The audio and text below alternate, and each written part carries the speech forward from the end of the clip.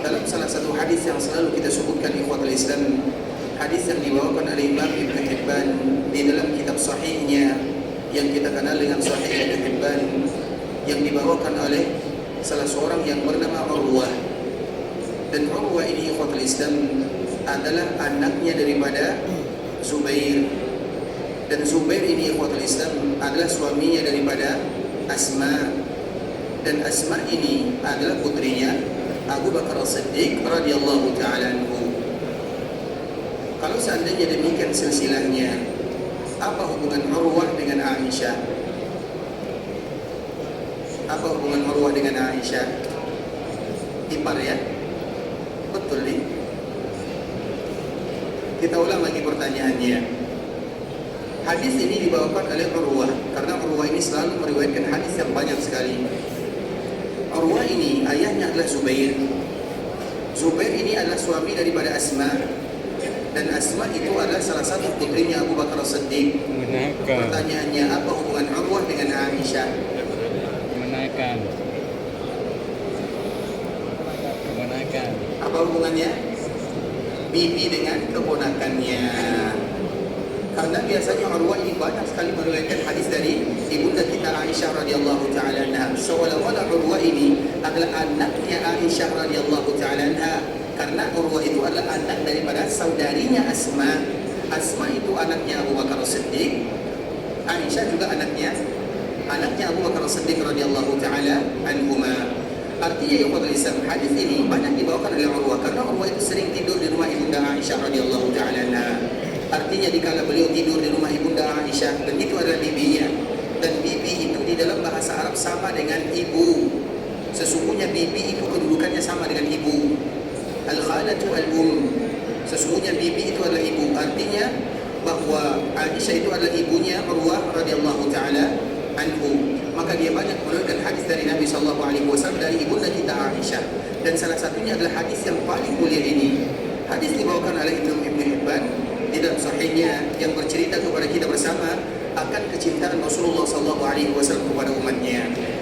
Allah menyebutkan dari ibunda kita Aisyah. Aisyah radhiyallahu taala anha mengatakan, "Lamma ra'aitu minan nabi sallallahu alaihi wasallam dhiba nafsin." Ibunda Aisyah menyebutkan, ketika aku melihat Nabi dalam keadaan bahagia, dalam keadaan bergembira, maka di saat itulah aku memanfaatkan momen tersebut untuk meminta sesuatu kepada Nabi sallallahu alaihi wasallam. Artinya kebahagiaan Nabi dimanfaatkan oleh ibunda kita Aisyah untuk meminta sesuatu kepadanya.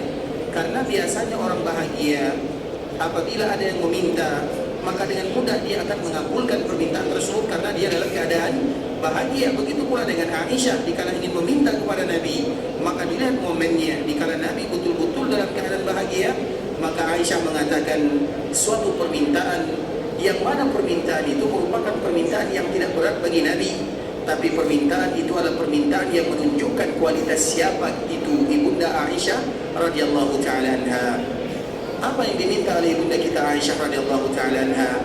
Aisyah hanya meminta sebuah kalimat dari Nabi, "Ya Rasulullah, ud'ullah li." Itulah permintaan ibunda kita Aisyah radhiyallahu taala anha, dan ini adalah permintaan yang terbaik dari seorang muslim kepada muslim yang lainnya. Doakan diriku. Karena memang seorang muslim ada orang yang selalu mendoakan dirinya dan juga keluarganya dan juga muslim-muslim yang lainnya. Karena ada sebuah riwayat yang disebutkan oleh Imam At-Tabrani, kalau seandainya seorang muslim mereka mendoakan muslim yang lainnya, maka setiap muslim yang beliau doakan, yang mereka doakan, maka kebaikannya akan sampai kepada mereka. Sehingga di antara doa yang terbaik yang tidak boleh dilupakan oleh kaum muslimin adalah doa yang dipanjatkan oleh Nabi Ibrahim dikala bermohon kepada Allah Subhanahu wa taala di Ka'bah al-Musyarrafah, ketika beliau meminta setelah beliau meninggalkan anaknya Ismail dan Hajar di sana. Apa doa Nabi Ibrahim? Doa yang semua kaum muslimin harus menghafalnya.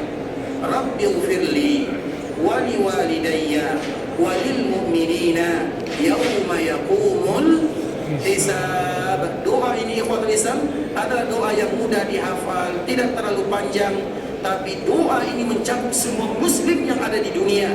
dan semua kebaikan yang ada pada diri mereka akan mengalir kepada orang yang mendoakannya. Maka kalimat ini tidak boleh dilupakan, terutama jika kita berada di sini, Makkah dan Madinah. Rabbighfirli wa liwalidayya wa lil mu'minina yauma yaqumul hisab. Kemudian ikhwatul Islam, Ibunda Aisyah radhiyallahu taala anha meminta kepada Nabi sebuah kalimat yang akan membuat Nabi semakin cinta kepada dirinya. Ya Rasulullah, ud'ullaha li, doakan diriku. Maka tentunya ikhwatul Islam, Nabi sallallahu alaihi wasallam langsung berdoa kepada Allah Subhanahu wa taala. Dan di dalam doa Nabi sallallahu alaihi wasallam disebutkan, Allahumma ighfir li Aisyah ma taqaddamat min dhanbiha wa ma ta'akhkharat wa ma a'lanat wa ma asarrat. Ya Allah, ampunkan dosa Aisyah, yang dia lakukan, yang telah dia lakukan dan yang dia lakukan, yang dia sembunyikan dan yang dia tampakkan. Dan Aisyah ada di samping Nabi sallallahu alaihi wasallam, sehingga dikala Aisyah mendengarkan Nabi suaminya berdoa dengan kalimat yang indah ini, Aisyah tersenyum bahagia, bahkan dagunya hampir sampai ke dadanya saking bahagianya. Kemudian dikala Nabi sallallahu alaihi wasallam selesai berdoa, maka Nabi menoleh kepada istrinya, orang yang paling beliau cintai, sambil bertanya, ayasurruki du'ai, wahai Aisyah, apakah engkau bahagia dengan doa yang aku panjatkan kepada Allah? Maka tentunya Aisyah mengatakan, iya, aku bahagia, aku bangga. Kenapa pula aku tidak bahagia? Doa yang itu merupakan doa yang paling mulia, Nabi yang mendoakan dirinya. Kemudian apa kata Rasulullah sallallahu alaihi wasallam? Ikhwatul Islam, dengarkan yang tadi untuk Aisyah dan yang ini untuk kita sebagai umatnya. Nabi sallallahu alaihi wasallam menyebutkan, wahai Aisyah, innaha la du'ai li ummati fi kulli salat.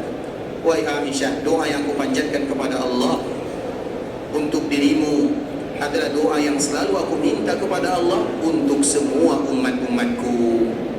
Nabi tidak pernah melupakan umatnya, walau Nabi tidak pernah melihat umatnya secara keseluruhan. Tapi banyak di antara umat Nabi yang mereka lupa kepada nabinya, dan kita tidak ingin termasuk orang yang lupa kepada Rasulullah sallallahu alaihi wasallam. Di antara salah satu bentuk kita mengenang, mengingat Rasulullah sallallahu alaihi wasallam adalah dengan senantiasa mengucapkan salam dan selawat kepada Rasulullah sallallahu alaihi wasallam, karena selawat yang kita sampaikan kepada Nabi artinya adalah doa. Selawat yang kita sebutkan dan yang kita ucapkan artinya adalah doa. Sebagaimana Nabi mendoakan umatnya setiap kali Nabi salat, dan kita tidak tahu berapa kali Nabi salat siang dan malam, kita tidak tahu berapa jumlahnya secara keseluruhan. Dan setiap kali itu pula Nabi mendoakan umatnya. Maka sudah sepantasnya kita sebagai kaum muslimin juga untuk melakukan perkara yang sama, karena setiap salam dan selawat yang kita aturkan untuk baginda Rasulullah SAW artinya adalah doa. Kita sadar bahwa yang kita ucapkan ini tidak akan pernah bisa membalas jasa Nabi, tapi paling tidak kita ada andil di dalam memberikan kebaikan kepada Nabi, membalas jasa Nabi SAW. Maka wajar kalau seandainya Nabi memberikan ancaman, di antara salah satunya adalah orang yang tidak lagi mencintai Nabinya, orang yang sudah mulai kasar kepada Nabi, mereka yang sudah mulai berjarak dengan Nabinya, adalah mereka yang tidak lagi mau mengucapkan salam dan salawat kepada Rasulullah sallallahu alaihi wasallam. Di dalam sebuah riwayat disebutkan, minal jafa an uzkara inda rajul falam yusalli alaihi. Di antara bentuk keringnya cinta seorang hamba kepada nabinya, ketika mereka mendengarkan nama Nabi tapi lisan mereka tidak mau bergerak mengucapkan salam dan salawat kepada Rasulullah sallallahu alaihi wasallam. Allahumma salli ala Muhammad wa ala ahli baitihi wa ala azwajihi wa dhurriyyatihi kama sallaita ala Ibrahim wa ala ali Ibrahim innaka Hamidum Majid. Allahumma barik ala Muhammad wa ala ahli baitihi wa ala azwajihi wa dhurriyyatihi kama barakta ala Ibrahim wa ala ali Ibrahim innaka Hamidum Majid.